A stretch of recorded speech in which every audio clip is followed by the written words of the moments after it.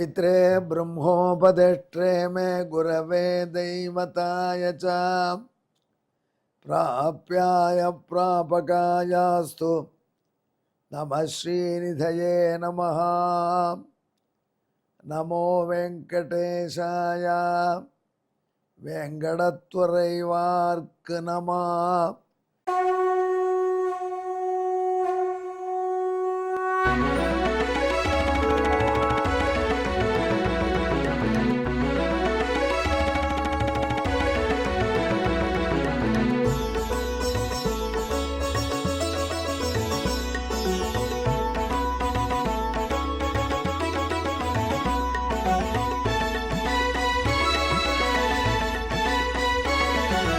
सहस्रनामं सहस्रनामं श्रीवेङ्कटेश सहस्रनामं सहस्रनामं सहस्रनामं श्रीवेङ्कटेश सहस्रनामम्।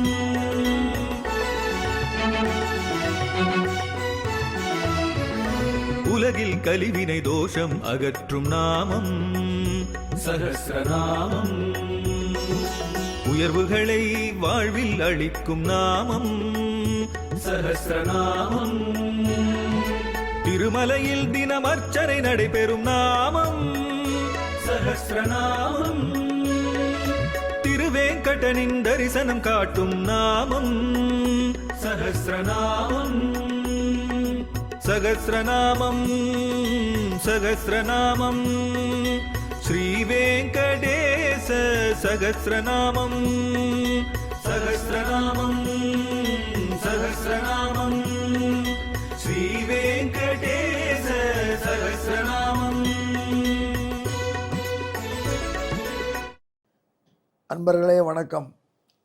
இப்பொழுது நாம் திருவேங்கடமுடியானுடைய திவ்ய சஹஸ்ரநாமத்திலே 566வது திருநாமத்தை தூக்கப் போகிறோம், அனுபவிக்கப் போகிறோம். இந்த திருநாமம் நித்யகா என்பது.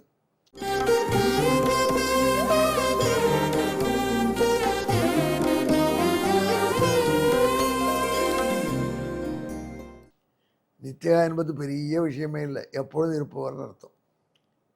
அது ஒரு திருநாமமாக சொல்கிறார். பலமுறை இந்த விஷயங்கள் வந்திருக்கும். இப்போ நாரத பகவான் எம்பெருமான் நித்யன் என்று ஒரு திருநாமம் சொல்கிறார். அவர் மனசில் ஓடக்கூடியது உபனிஷத் வார்த்தை ஒன்று, கட்டோபனிஷத்தில் வருது, இந்த முண்டகோபனிஷத்திலும் வருது. அதில் அவர் ஒரு நித்யோ நித்யச்சேதனச்சேதனானாம் ஏகோ பகூனாம் யோ விததாதி காமான் என்பதாக எம்பெருமானை பற்றி வர்ணிக்கிறது உபனிஷத்து. நித்யோ நித்யச்சேதனச்சேதனானாம் ஏகோ பகூனாம் யோ விததாதி காமான். ரொம்ப நாளாச்சு டெக்னிக்கலாக ஒன்றும் சொல்கிறது இல்லை. வேடிக்கை கதை சொன்னால் எல்லோரும் சரிப்பட்டுவாங்களா? அவர் டெக்னிக்கலாக ஒன்று சொல்லுவோம். இந்த மந்திரத்துக்கு எப்படி அர்த்தம் சொல்கிறதுன்னு கேட்டாங்க. நித்யோ நித்யா சேதனச்சேதனானாம் ஏகோ பகூனாம் யோ விததாதி காமான். இப்போ கூட நினச்சி பார்க்குறேன், எங்கள் மதுராந்தக சுவாமி நியாய சித்தாந்தனை அவர்கிட்ட படித்தேன். ஏதோ ஒரு சதஸில் இந்த விஷயத்தை, இந்த சென்டென்ஸை கோட் பண்ணின உடனே கொஞ்சம் அர்த்தம் சொல்கிறதுக்கு தடுமாறினார் ஒருத்தர். அவர் சொன்னார், பையா, அந்த ஸ்டூடெண்ட்டை பார்த்து சொன்னார், இந்த சுவாமி இவங்க ஞாபகம் இருக்குது, நித்யோ நித்யச்சேதனச்சேதனானாம் ஏகோ பகூனாம்ங்கிறதுல நித்யகா சேத்தனகா ஏகா என்று 3 வேர்ட்ஸு முதல் வேற்றுமையில் இருக்குது. நித்யானாம் சேதனானாம் பகூனாம் என்று 3 வேர்டு 6ஆம் வேற்றுமை ப்ளூரல் இருக்குது. அடிப்படையாக சமஸ்கிருதம். ஏன் திண்டாடுற? அந்த 6ஆம் வேற்றுமை ப்ளூரல்லாம் ஒன்றா சேர்த்துருவோம், முதல் வேற்றுமை சிங்குலர்லாம் ஒன்றா சேர்த்துருவோம், அர்த்தம் ஈஸியாக சொல்லிவிடுனார். பகூனாம் நித்யானாம் சேத்தனானாம், பல நித்தியர்களான அறிவுடையவர்களுக்கு, ஏகா நித்யகா சேதனா, எப்பொழுதும் இருக்கக்கூடிய ஒரு சேதனன் எல்லா ரூபங்களையும் நிறைவேற்றி தருகிறான். எப்படி அனாயாசமாக அவர் சொல்லிக் கொடுத்து அடிக்கடி ஞாபகம் வச்சு, குழப்பமே இல்லாமல். அதனால் பகவான் நித்யன், எப்பொழுதும் இருப்பவன். கூடவே பல நித்தியர்கள் இருக்க. யாரு? நாம தான். உங்களுக்கு அழிவு கிடையாது, எனக்கு அழிவு கிடையாது. கீதையில் தானே கிருஷ்ணர் சொல்கிறான் முதல்ல, அர்ஜுனா, யாரை பார்த்து அழற நீ? உங்கள் துரோணர் எதுக்கு இருக்கார்? நீ படிச்சுனா துரோணர் போயிடுவார் நினைக்காத. துரோணர் என்கிற பெயரை உடையவராக இப்போ இருக்கார் அவர். நீ அடிச்சியானா அவர் சொர்க்கம் போகிறாரோ, வீர சொர்க்கம் போய் மீண்டும் பிறந்து நாராயணர் என்ற பெயரோடு இருக்கலாம். அதனால் அவர் போகலை, வேறு பேரில் அவர் வேறு ஷேப்பில். அதில் ஜீவாத்மா என்பது என்றும் இருப்பது நித்தியன், பரமாத்மாவும் நித்தியன் தான். அப்புறம் what is the difference between அவருக்கு நமக்கும்? அதனால தான் உபரிடத்து நித்யானாம் பகூனாம் சேதனானாம், பகூனாம் நித்யானாம் சேதனாம், பல நித்தியர்களான அறிவுடையவர்களுக்கு அறிவுடைய ஒருவனாக நித்தியன்னு சொல்கிறது. இறைவனும் நித்தியன், நாமும் நித்தியன். அப்புறம் வாட் இஸ் தி டிஃப்ரென்ஸ்? அப்போ ஒரு விஷயம் மனசில் வாங்கிட்டீங்களா? இப்போ நல்லா சொல்லிட்டாச்சு, அவரும் நித்தியன், நாமும் நித்தியன். அவர் இல்லாத நாளும் கிடையாது, நாம் இல்லாத நாளும் கிடையாது. அப்படி இருக்கிறச்சு அவரை மட்டும் நித்தியன்னு சொல்லுவார் நாரதர். நல்ல கேள்வி தானே அது. மற்ற கேள்வி கேட்டப்பா ரொம்ப தலையை சுற்றுற மாதிரி டெக்னிக்கலாக கேட்குறேன்னு நினைக்காது. ரொம்ப சிம்பிள் விஷயம். அந்த காலத்தில் உங்களுக்கு எல்லாரும் ஈஸியாக புரியும். ஏககா நித்தியகான ஒப்பற்ற ஒரு நித்தியன் அவனு சொல்கிறது. அவனுக்கு நித்தியன் என்கிற பகவானுக்குள்ள தனித்தன்மை எதனால் வருது தெரியுமா? நாம் அவனும் எல்லா நாளும் இருக்கோம். ஆனால் அவனுக்கு ஒரு வடிவம் இருக்குது, அந்த வடிவம் எப்பொழுதும் இருக்குது. நமக்கு வடிவம் எப்பொழுதும் கிடையாது, அந்த வடிவம் எப்பொழுதும் வச்சுக்க முடியாது. திருவேங்கடமுடையான் திருமலையில் இந்த திவ்யமங்கல விக்கிரகத்தோடு இன்றைக்கு காட்சி தருகிறான். இதே போல தான் ஆயிரம் ஆண்டுகளாக காட்சி தந்துட்டுருக்கான். நித்தியனான வடிவத்தோடு இருக்கான். நாம் எப்படி இருக்கோம்?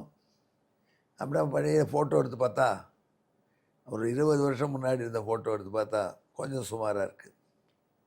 40 வருஷம் முன்னாடி ஃபோட்டோ எடுத்து பார்த்தா கொஞ்சம் ஆள் மிடுக்காக இருக்குது. 50 வருஷத்துக்கு முன்னாடி ஃபோட்டோ எடுத்து பார்த்தா ஆஹா கொஞ்சம் நல்ல இளமையாக இருக்குது. அவனே நானா, அவன் தானா நானான்னு சந்தேஷமாக இருக்குது. இப்படி நமக்கு வடிவம் மாறிக்கொண்டே வருகிறது. நம்ம வடிவம் நித்தியமாக இல்லை. திருவேங்கடமுடையான் வடிவம் நித்தியமாக இருக்குது. நோட் பண்ணல? உடனே பகுத்தறிவாது, அது சிலையா அப்படித்தான் இருக்கும். ஆனால் அந்த சிலையில் இருந்து உங்களை அத்தனை பேரையும் வரவழைக்கிறானே அவன். அந்த தன்மை எப்படி வந்தது? சிலை என்கிற உடம்பை வைத்துக்கொண்டு எம்பெருமான் தான் இருக்கான். அந்த உடம்பை எம்பெருமான் இப்படியே இருக்க வேண்டும் என்று சங்கல்பித்து வச்சுருக்கான். அதனால் அந்த வடிவம் அப்படியே இருக்குது. அன்று ஆழ்வார் எந்த புன்னகையை பார்த்தாரோ, அந்த ஆழ்வார் எந்த திருவடி அழகில் ஈடுபட்டாரோ, அதே விஷயம் நமக்கு இன்றைக்கும் புலனாகும். அதனால் நமக்கு அவனுக்கு என்ன வித்தியாசம்? அவருடைய வடிவம் கூட நித்தியமாக வைத்துக்கொள்வோம். அதில் கிருஷ்ணன் வடிவம் இப்போ இல்லையே, ராமர் வடிவம் இப்போ இல்லையே, நினைக்க முடியாது. ஒண்டி போயிட்டார். ராமர் இருக்கார், இப்போ இருக்காரா இல்லையா? உற்சவம் கொண்டாடி தானே இருக்கார். ஆகினால தான் அவனை நித்தியன் என்று சொல்லும் பொழுது வடிவத்தின் அடிப்படையில் நித்தியன். அவிகாராய் சுத்தாய நித்தியாய பரமாத்மனே. அந்த வடிவத்தில் எந்த மாறுதலாம் மாசூனா சுடருடம்பாய் மலராது குய்யாது. பெருமாளை அழைச்சி போயிட்டார். ஒரு 10 வருஷம் 4 வருஷம் சரியாக லட்டு போடலை, அதனால் வெங்கடேச பெருமாள் அழைச்சி போயிட்டார் சொல்கிறாங்களே. நம்ம கதை அப்படியா? ஏன் டல்லாக இருக்குது? நான் என்ன ஏகப்படுறது? நேற்று ஏகாதசி தெரியாதனமாக சாப்பிடாமல் இருக்கலான்னு விட்டேன், திண்டாடுறேங்கிறோம். அதனால் பகவானுடைய வடிவம் எப்பொழுதும் ஒரே மாதிரி இருக்கும். அப்படி நித்தியமான வடிவத்தை உடையவன் அவன் நித்தியன். அவன் நித்தியமான சொரூபத்தை உடையவன். நீங்கள் நன்னா ஞாபகம் வைத்துக் கொள்ளுங்கள். சொரூபம் வேறு, ரூபம் வேறு. சொரூபம் என்பது நாம், ரூபம் என்பது நம்ம பாடி. நாம் வேற, நம்ம ரூபம் வேற. அதே மாதிரி எம்பெருமான் வேற, எம்பெருமானுடைய ரூபம் வேற, சந்தேகமே கிடையாது. ஆனால் எம்பெருமானுடைய ரூபம் என்றும் மாறாது இருக்கும். அவன் சங்கல்பித்தபடி இருக்கும். நம்ம ரூபம் நம்ம சங்கல்பத்தபடி இல்லை. நான் கூட பார்க்குறேன், இந்த சுருக்கம் எல்லாம் இல்லாமல் அந்த மாதிரி பழைய மாதிரி நாம் இருப்பேன். நான் ஃபோட்டோவில் பார்த்தா எழுதுவோம். அதனால தான் அவனை நித்தியன் என்று நாரத பகவான் திருநாமம் விட்டு மகிழ்ந்து பரவுகிறார். அவனுக்கு நாம நித்தியராக இருந்தாலும், நாம் சொரூபம் ஒரே மாதிரி இருந்தாலும் ரூபத்திலே மாறுதல் வரும். இதே சமயத்தில் அறிவில்லாத பொருள் எவ்வளோ இருக்குது. இமயமலை இருக்குது, அதுவும் அன்றைக்கி இருந்தால் மட்டும் இன்றைக்கி இருக்குது. ஆனால் அறிவில்லாத பொருளான இமயமலை அன்று எப்படி இருந்ததோ அப்படித்தான் இன்றைக்கி இருக்குது என்றாலும் அதனுடைய வடிவம் மாறலைன்னு சொல்ல முடியுமான்னா பிரளய காலம் வந்து அழிஞ்சு போயிடும். அதெல்லாம் அதுவும் நித்தியமாகாது. இந்த வடிவம் என்பது ஈஸ்வரனான சர்வேஸ்வரனான ஸ்ரீயப்பதியான ஏழுமலையப்பனை தவிர இது யார் வடிவும் நித்தியமாகாது. ஆகையினால் நண்பர்களே, இந்த வேற்றுமையை தெரிந்து கொண்டு அவர் நித்தியமான வடிவத்தில் ஈடுபட்டால் என்ன கிடைக்கும்? நின் வடிவழகு மறவாதார் பிறவாதாரே. நமக்கு அடுத்தபடி பிறவி கிடையாது. அதனால தான் எம்பெருமானுடைய திவ்ய மங்கள விக்கிரகம்ன்றதை அடிக்கடி தியானம் பண்ணிக்கணும். ஃபோட்டோ வச்சு கண் முன்னாடி மாட்டிக்கணும்.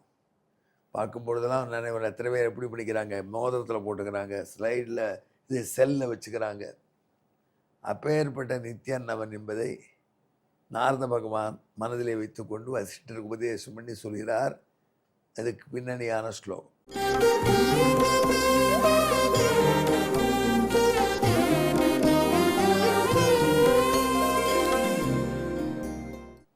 நித்யா ஜீவா சர்வே ஸ்வரூபதோ நகி பவேத்து ரூபேது நித்தியத்துவம் தேஷாம் தத் தஸ்யாஸ்தித்யேஷ நித்யநாமா இந்தே.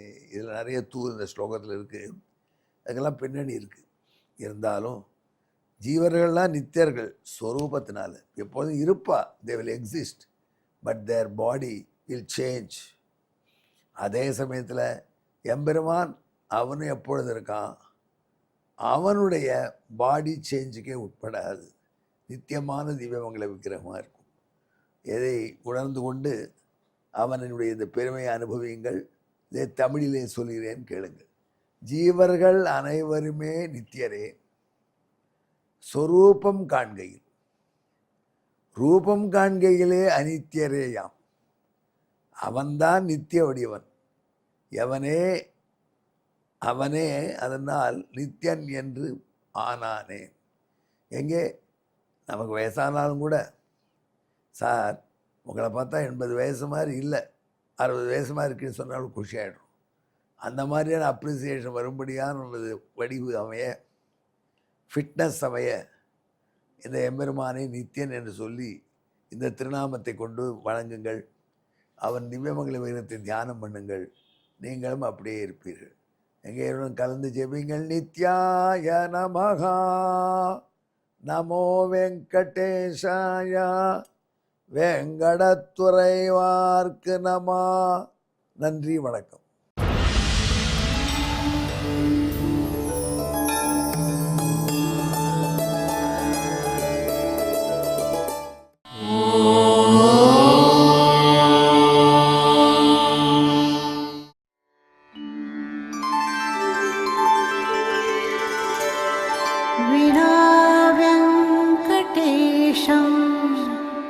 ननाथो ननाथः सदा वेङ्कटेशं स्मरामि स्मरामि.